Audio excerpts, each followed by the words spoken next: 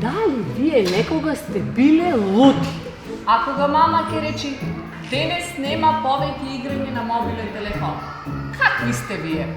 Стрекни или луди? Ние невозможно е да бараме од детето да не го доживува она што го доживува. Вежбите за самосвест ни помагаат да ги научиме децата да ги забележуваат своите емоции. Не само своите емоции, туку и емоциите на другите деца.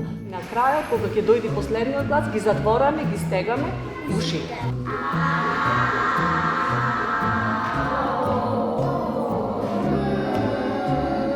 Наша задача не е да ги скорнеме емоциите кај детето, туку да го научиме децето да чувствува, да разбере, да го прикаже тие емоции во некоја поприфатлива форма, да го контролира неговото однесување, да го слушне неговото тело. Дишуваме воздух со носето, а кога се спуштаме надолу, издишуваме.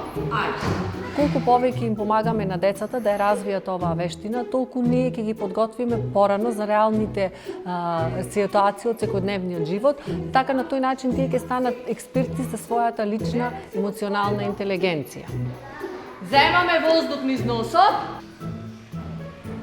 Вашето внимание сконцентрирајте го на подигањето на мешето. Колку ви е убаво.